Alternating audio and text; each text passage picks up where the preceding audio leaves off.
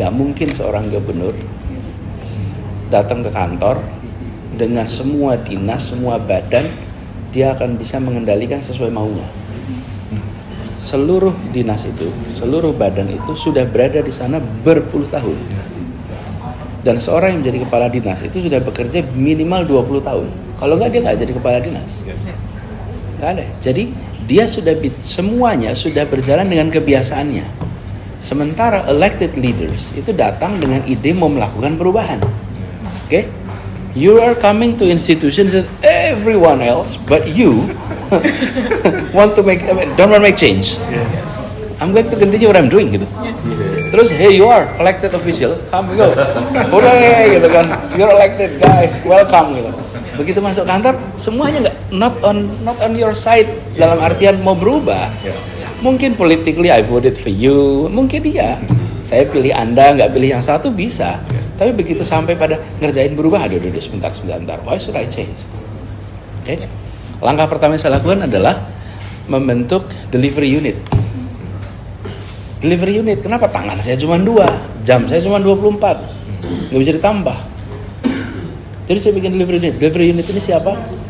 Profesional yang mengerti bidangnya. Namanya TGUPP. Disitulah seluruh janji itu diterjemahkan dalam bentuk program, kemudian dipastikan oleh tim itu masuk dalam RPJMD. Kalau kita ngasihin ke jajaran gitu aja, belum tentu tuh semua janji kampanye masuk tuh di RPJMD. Siapa yang mastiin detailnya tuh? So I have this individuals monitoring. Masuk kemudian masuk RPJMD, kemudian kita khusus Jakarta kita bikin namanya KSD, Kegiatan Strategis Daerah. Itu adalah dibuat keputusan gubernur, inilah kegiatan strategis. Lalu semuanya itu diterjemahkan dalam form pengendalian. Namanya F8K. Ini form yang orang Jakarta, Pemprov tuh kalau denger itu aduh gitu. Karena F8K itu form pengendalian. F8 forum 8 kolom. Oke. Anda dikendalikan week by week. Oke. Gubernur berjanji untuk melakukan A. Itu pengendalian ada tuh. Untuk nanti jadi itu barang. Saya ini mengendalikan sebuah organisasi dengan hampir 200.000 orang yang bekerja. Oke, 120.000 itu berstatus non PNS, 130, kemudian 60-an ribu itu berstatus PNS. Oke, mana mungkin saya bisa mengendalikan itu semua? Nggak bisa, satu orang harus pakai manajemen. That's the key, itu manajemen. Makanya kemudian kita susun dalam bentuk pengendalian program. Nah, dalam pengendalian program itu seluruh program kita itu diterjemahkan di dalam takran yang masuk dalam KPI,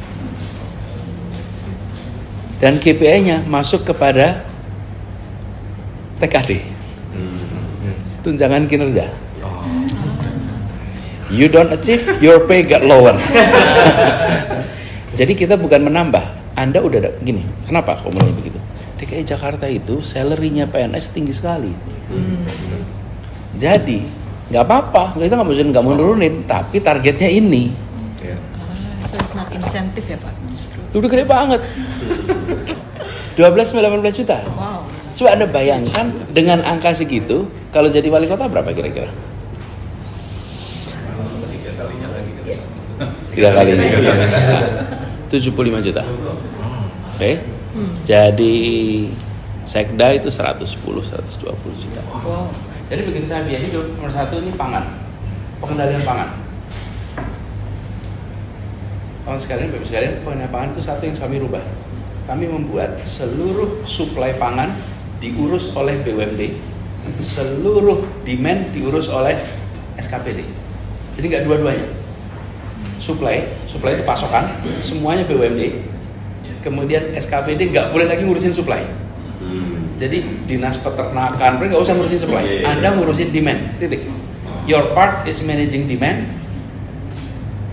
Dia harus ngukur nih berapa besarannya, berapa kebutuhannya. Supply-nya 100% oleh BUMD. Kenapa? Dulu itu SKPD kita juga punya tanah di mana, punya jalan di mana, sehingga yang ngurus demand, yang ngurus supply itu jadi satu, itu split satu. Apa kemudian ada aplikasi namanya Info Pangan Jakarta, IPJ, ya teman-teman bisa pakai. Ini pastikan bahwa kebutuhan ini terkendali. Karena begitu Jakarta harga pangannya berubah, se-Indonesia terdampak. Yang kedua, perumahan. Perumahan ini di Jakarta ini minimal ada 3 kelompok.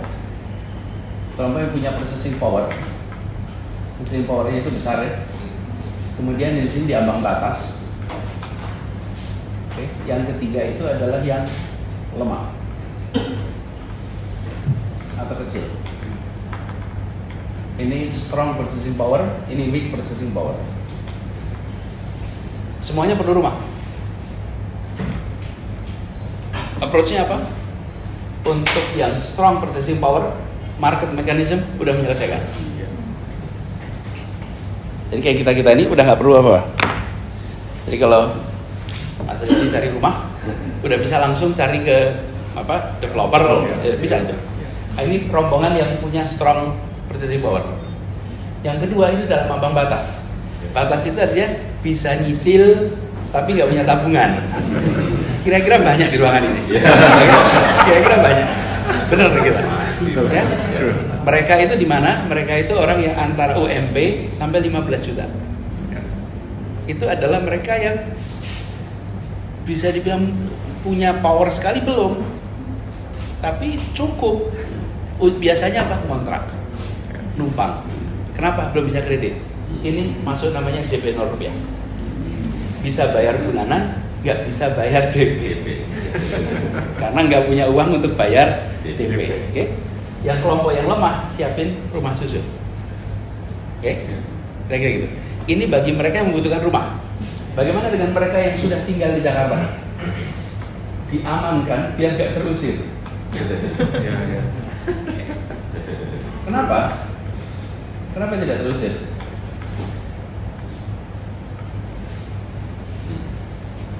Kenapa dia harus diamankan? Ini kan bagi home seeker. Loh, saya ini gubernur ngurusin semua orang, bukan ngurusin orang yang cari rumah saja. Bagaimana dengan penduduk Jakarta? Lah fenomenanya di Jakarta pada terusir satu-satu. Kenapa terusir? Harga tanah makin mahal. Akibatnya PBB-nya mahal. Makanya saya katakan PBB itu adalah instrumen sopan untuk mengosongkan kota Jakarta dari mereka yang miskin. Itu sopan sekali cara ngosonginnya. Dengan PBB. Pernah PBB naik Jakarta 500%. Middle class silent. Middle class silent itu yang di bawah terusir. Sekarang bayangkan rumah Anda di kampung, belakang Gondang Dia, oke? Gondang Dia, Menteng. Menteng dulu. Keren betul kan Menteng. Tapi Gondang Dia di kampung. Terus harga rumahnya berapa sebulan? Gubernur nggak boleh hanya mikirin soal yang cari rumah. Gubernur harus mikirin mereka yang di dalam sini tidak terusir di Jakarta. Itu tugas gubernur, bukan tugas Anies, itu tugas gubernur. Jadi kita buatkan kebijakan ini. Pajak PBB tidak naik dan PBB kita buat masuk akal. Apa? Kita siapkan 2 miliar ke bawah nilainya 0. Semua yang apa yang terjadi? 85% rumah di Jakarta tidak ber-PBB lagi. 85%. Kalau kita naikin itu menjadi 3 miliar, itu bisa 90% lebih. Terus mobilitas ternyata saat di Jakarta itu bisa sampai 30% dari spending itu untuk mobilitas. Nah bayangkan kalau biaya hidup itu unsur terbesarnya menjadi mobilitas, ngeri sekali bukan? Kalau untuk pangan, perumahan memang dia nikmatin langsung mobilitas itu. Nah di sini yang saya mau cerita panjang. Tapi sebelum masuk situ kesehatan dulu sebentar. Soalnya nanti kalau itu lupa nggak sini. Cover sekitar 77% dari warga Jakarta tercover asuransi. Berarti yang 23% itu belum tercover. Dan 23% itu kira-kira yang paling atas atau paling bawah? Paling bawah. Jadi yang kita lakukan pertama kali 2018 adalah menjadikan ini 99% tercover. Kami nggak bisa bilang 100% karena pasti ada satu orang yang nggak, dua orang nggak. Prakteknya ini terjadi. Jakarta adalah salah satu provinsi pertama yang universal health coverage. Dan itu artinya alokasi uang itu udah dicek anggarannya sekitar 1,4 triliun. Keluar langsung untuk bayar ini. Sehingga semuanya Jakarta pernah. Itu 2018. Nah, sekarang saya kembali ke mobilitas. Apa yang dilakukan mobilitas? Nah, mobilitas ini yang dibutuhkan adalah perubahan mindset. Perubahan mindset bahwa kota ini memfasilitasi transportasi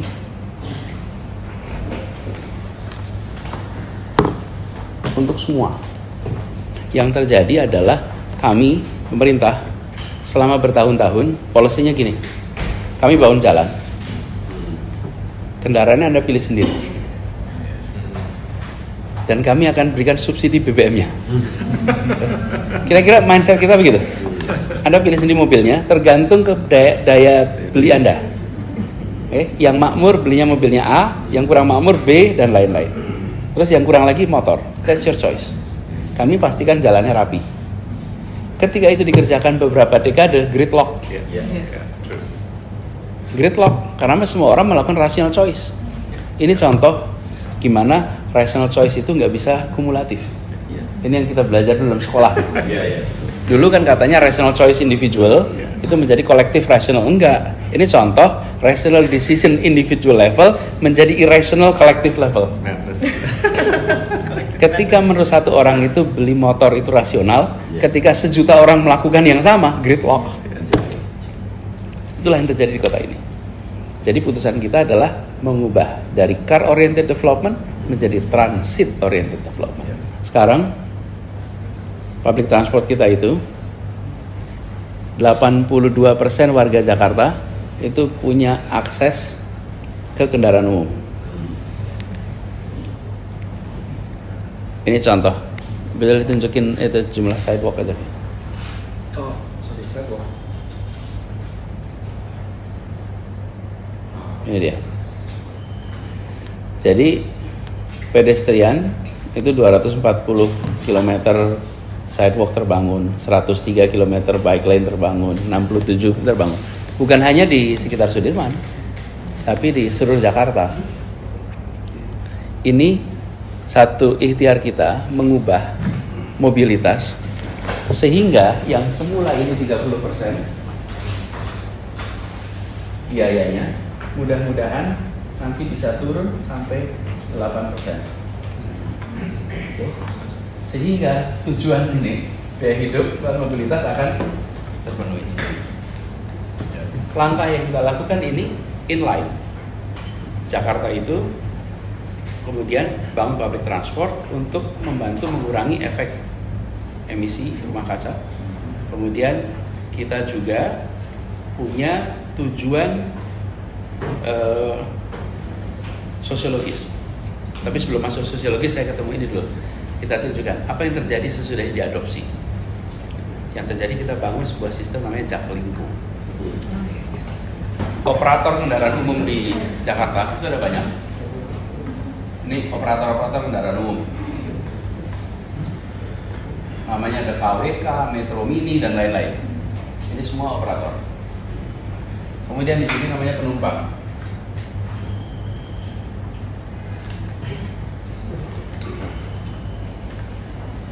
Mereka bertransaksi. Terus kami di sini pemerintah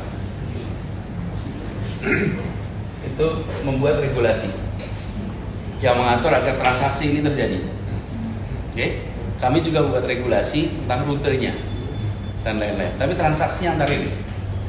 Anda bayar kepada operator. Lalu saya sampaikan, ini masalahnya bukan nggak ada public transport. Di Jakarta tuh ada public transport tapi tidak integrasi. Jadi kata kuncinya adalah integrasi. Jadi ini harus satu kesatuan supaya rutenya terintegrasi, payment sistemnya terintegrasi, manajemennya terintegrasi. Jadi operator-operator itu saya undang ke balai kota. Itu sekitar Februari 2018. Itu ya kalau boleh saya ceritakan pertemuan paling panas yang pernah saya ikuti. Panas betul. Kalau kemarin nggak panas, panas betul. Seruangan itu adalah para operator, para pemilik, para manajemen dan sebagian ibu-ibu. Ibu-ibunya luar biasa bersemangat. Jadi sangat outspoken dan mereka poinnya dua. Satu, Anda tidak fair. Pemerintah itu regulator dan market player. Anda regulator dan Anda punya perusahaan namanya TJ. Okay? Terus Anda bikin aturan yang menguntungkan Anda. Kami semua menderita gitu. Okay? Very clear. Saya bilang paham. Jadi saya rapat itu tuh kan saya bilang saya ini sekarang ini lagi mau mulai perubahan. Jadi saya Bapak Ibu sekalian, saya mau ajak kita jalan sama-sama. Tapi nomor satu, saya terima kasih Anda sudah membantu memberikan transport. Terima kasih. Dan terus mereka bilang apa? Pertama kali ada yang bilang terima kasih sama kami. Kami ini nggak berani terima kasih sama negara. Terus dan itu pertemuan pertama dengan gubernur. Kemudian yang kedua, kami akan bangun sebuah sistem, kami akan ajak Anda untuk bergabung. Sistemnya seperti ini. Nah, saya jelaskan. Ini operator semuanya, Anda kan transaksi nih. Sekarang kami mau ubah. Anda tidak usah lagi bertransaksi dengan warga, tapi bertransaksi dengan kami. Oke? Kami akan bayar jasa Anda per kilometer. Penumpangnya berapapun dibayar per kilometer. Jadi Anda nggak usah khawatir. Tapi Anda harus bergabung dalam satu sistem nih. Yang kedua, buat penumpang nggak usah bayar ke sana, cukup bayar ke pemerintah aja. Oke? Anda bayar, kemarin kita bayar 5.000, Anda bayar 5.000, Anda bisa pakai 3 jam. Kemana saja? Bisa gonta-ganti antar ini tanpa harus ada extra payment. Anda mau bergabung, let's work together. Proses menentukan tarif per kilometernya harus sepakat ini. Ada microbus, ada medium bus, ada large bus, itu 6 bulan, 88 kali pertemuan. Sabar. Dan dunia nggak tahu kalau itu terjadi. Itu belakang layar. Sampai akhirnya ketemu berapa unit cost per kilometer. Tapi apa yang terjadi? Sehat. Nggak usah kebut-kebutan, nggak usah ngejar setoran. Kemudian tenang, tidak ada lagi rute basah dan rute kering. Tidak ada lagi jalur yang orangnya dipindah tengah jalan. Ingat ya. Dan kemudian mereka punya kontrak dengan pemerintah. Coba cari kalau masih ada Metro Mini Jakarta sekarang.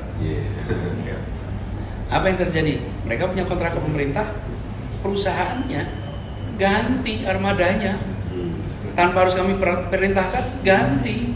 Mereka juga kepengen ganti kok selama ini, cuman uangnya nggak ada. Karena itulah kenapa kampas remnya bermasalah, kampas koplernya bermasalah, karena revenue dari sini nggak cukup. Ini dihitung beneran nih biayanya. Ekosistem public transport kita jadi sehat, very healthy. Jadi kita bukan begini loh caranya. Kalau yang saya lihat, jangan kemudian Transjakarta digedein semua dimatikan. Jangan, ini dihidupkan. Justru sekarang mereka merasa sekarang kami bisa berusaha dengan baik, pemerintah membeli jasa kami. Ekosistem itu nggak mati, tapi dibuat sehat. Biayanya, nah di sini ada selisihnya nih. Delta ini, kalau bisa dibilang itu yang ngambil siapa? Yang ngambil pemerintah.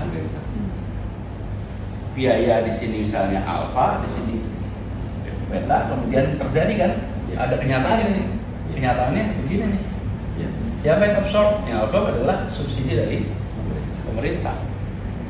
Kenapa? Karena biaya yang harus dikeluarkan lebih besar daripada yang kita terima dari masyarakat.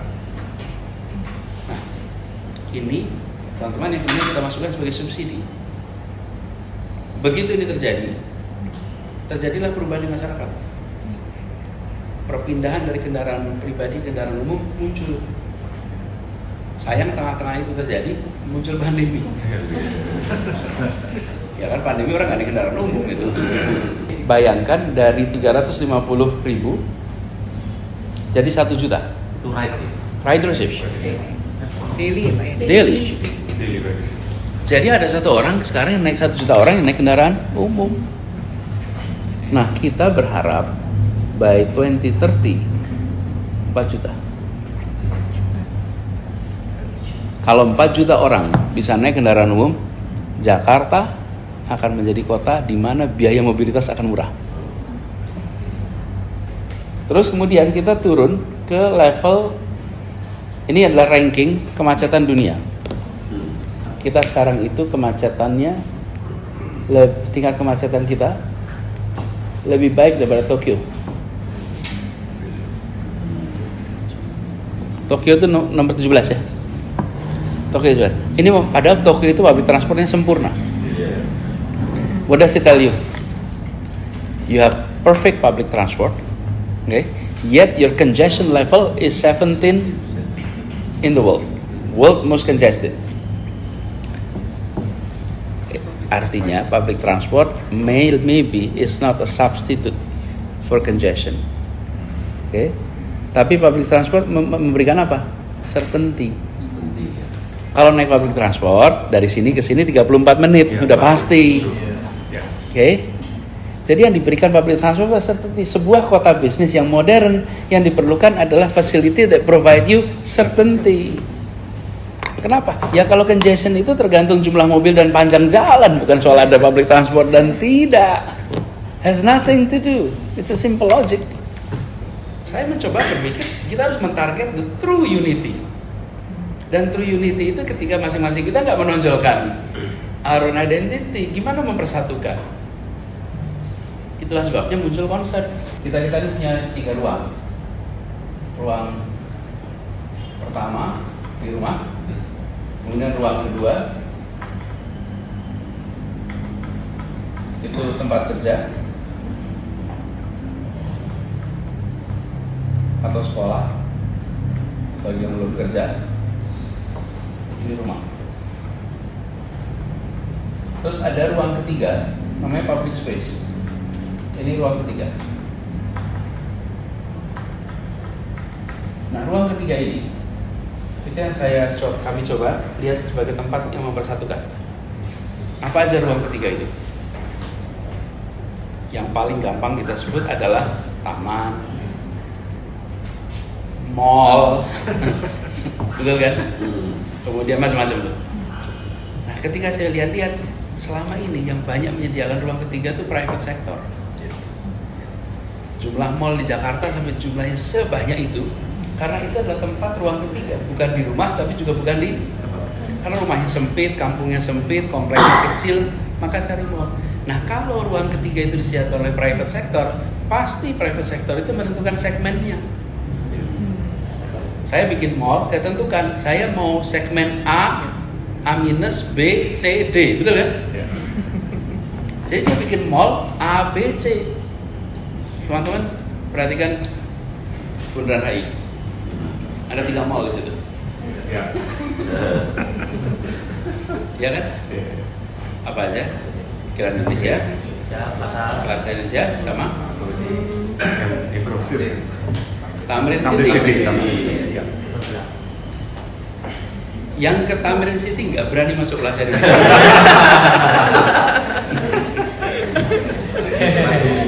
Bener nggak?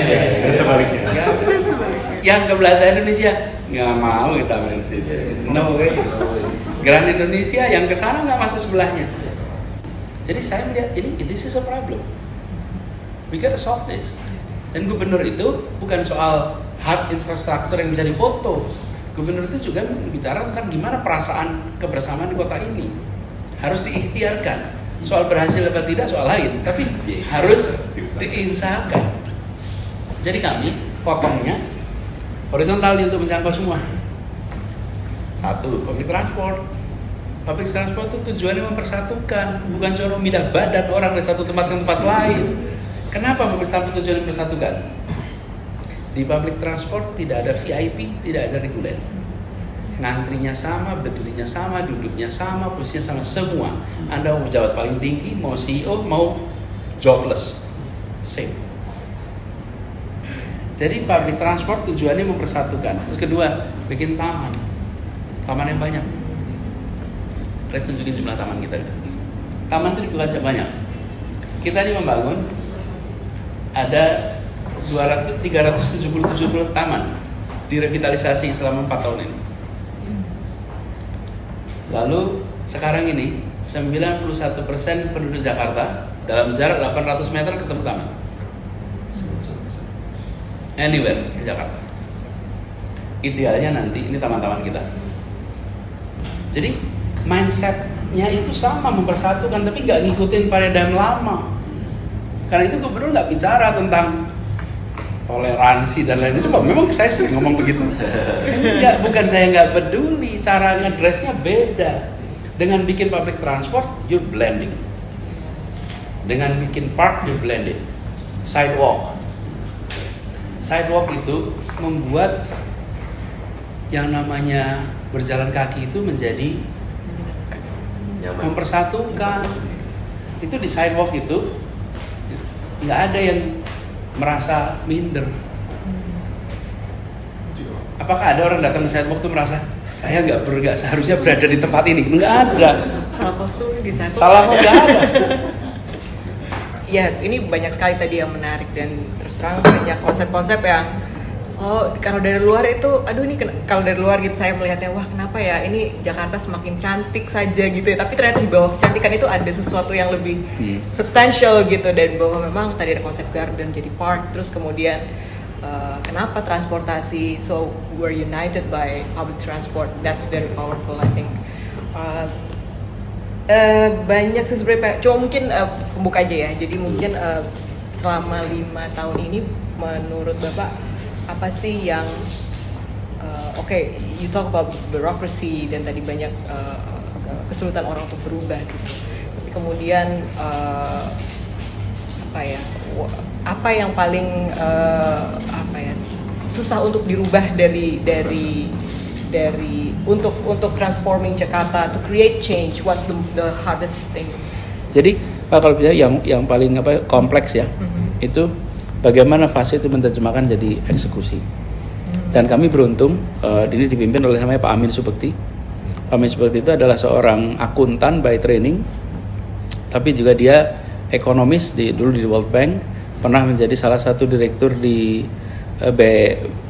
rekonstruksi Aceh itu.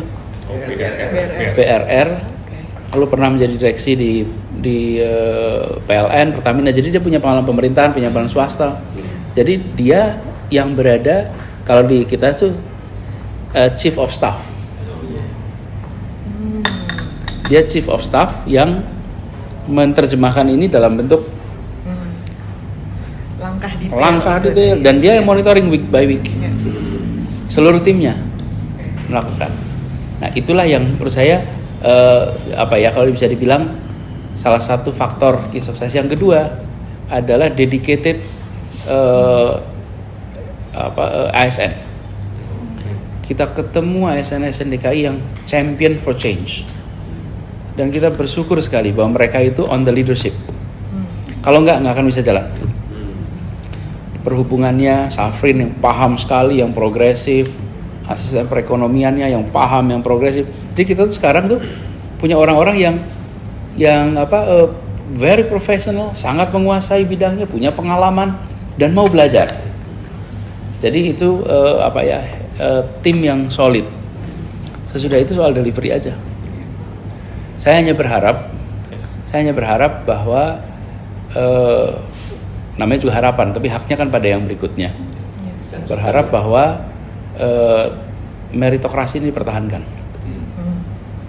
Karena meritokrasi inilah yang membuat saya ketika masuk tidak mengganti orang-orang yang dulu dipilih oleh Pak Basuki, kecuali delivery pekerjaannya nggak jalan. Jadi saya kalau mutusin ganti orang itu 3. 1, deliver pekerjaan bermasalah. Kalau tidak bermasalah nggak diganti. Yang kedua, loyalitas pada misi. Loyalitas pada misi ini kita targetnya ini loh. Anda agree nggak target ini? Kalau melenceng, out. Yang ketiga, periodenya habis. Mungkin follow up dari Witri tadi dan Pak Anies tadi bicara soal how history will judge or remember you, Pak Anies. Tapi what will be considered as your legacy? Karena kita sekaligus untuk tema tadi bahwa ada pesan untuk the next administration, but what will be your legacy? Satu, membangun ruang ketiga. Ruang ketiga itu, I think it's one of the key yang kita, istilah ruang ketiga sendiri adalah istilah yang cukup baru. Ruang ketiga. Kemudian perasaan kebersamaan, gitu loh. Kebersamaan itu kayak listrik soalnya. Ini listrik nyala itu nggak ada yang bilang terima kasih PLN. Kita mati. Iya. Coba Anda 5 tahun di Jakarta, ada tension di kota ini? Nggak ada. Cuman itu kayak listrik. Kalau listrik nyala itu nggak ada yang bilang alhamdulillah ya terang ya, alhamdulillah ya AC-nya nyala ya. Nggak ada. Nggak ada yang bilang iya ya Jakarta 5 tahun anteng ya, tenang ya, damai. Loh, itu tuh ada usaha loh di belakang itu gitu. Kami lihat itu ada beberapa hal yang ikonik, soal reform taman, soal reform fasilitas olahraga. Teman-teman tahu nggak di Jakarta di 5 kota ada lapangan sepak bola dengan standar FIFA? Yang tahu cuma satu. Oh ya. JIS. Enggak, ini di tiap kota, di kampung-kampung. Ada fotonya nggak tuh? Enggak yang foto ini aja apa namanya di koran mana ada? Di koran. Jadi kita itu bangun bangun lapangan sepak bola dengan rumput FIFA, dengan standar FIFA lapangannya. Tapi untuk orang kampung dan gratis. Dan gratis. Pernah satu ketika itu ada asosiasi dokter spesialis lewat seorang menteri ngontak ke saya minta tolong boleh nggak diblok beberapa minggu karena dokter spesialis melakukan kompetisi sepak bola. Terus saya bilang kalau dokter spesialis bisa bayar. Ini untuk rakyat yang nggak bisa bayar gitu. Harapannya apa sih? Biar anak kampung-kampung ini main sepak bola lapangan FIFA. Biarkan mereka punya mimpi bahwa saya tuh saat nanti saya bisa main tuh di FIFA. Sekarang saya main lapangan ini. Lapangan itu dipinjam first come first serve. Registration lewat online. Nah itu yang saya kepengen tuh jagain. Jangan itu jadi komersial. Jangan itu jadi komersial. Begitu komersial yang dapat tengah atas lagi gitu. Mungkin semua orang tahu lah ya, Pak Anies ini kan satu dari mungkin sedikit yang kalau di survei paling tinggi. Dan semua juga tahu Pak Anies nggak punya partai gitu. Nah, yang kita pengen tahu sebetulnya what efforts gitu ya, setelah tidak jadi gubernur gitu. Sebulan lagi. Ada ruangan nggak di Jakarta Pos? Siapa tahu bisa ngetik gitu. Kami itu tidak punya tim komunikasi, Mas. Nggak ada, boleh dicek sama semua konsultan politik. Apakah Anies punya konsultan politik? Tidak punya. Tidak punya tim konsultan, nggak ada. Angka itu pure, dan Jakarta terlalu kecil untuk bohong, Mas. Semua orang tahu siapa saya nggak pernah media buying, saya nggak pernah pasang advertisement, saya nggak pernah itu semua. Jadi angka itu adalah angka alamiah, non marketing result. Semuanya mengandalkan, ya nggak tahu tuh dari mana gitu. Jadi angka itu tuh angka yang saya nggak ada istilahnya kampanye dan lain-lain. Itu sudah setahun. Saya ini berada dalam posisi yang tidak saya usahakan, Mas. Saya menjadi naik survei itu bukan saya mau usahakan, Mas. Ya, tapi saya berada di posisi itu karena itu saya harus ambil tanggung jawab. Kalau kalau umat Islam itu di masjid itu, kalau di soft pertama itu kewajibannya ngikutin bacaan imam, Mas.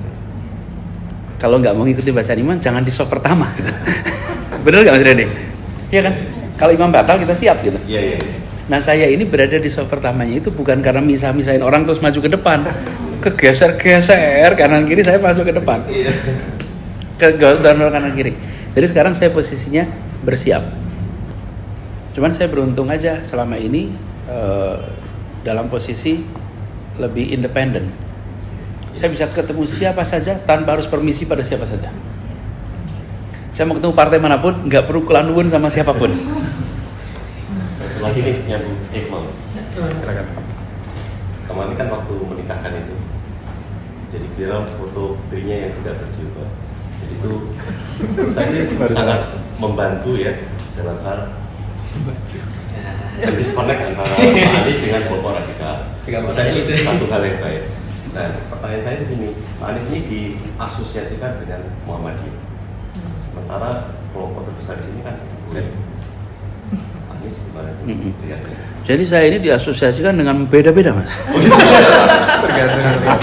Tergantung selera yang mengasosiasikan. Tergantung siapa ya. Bayangkan, saya ini pernah diasosiasikan sebagai Syiah. Oh iya.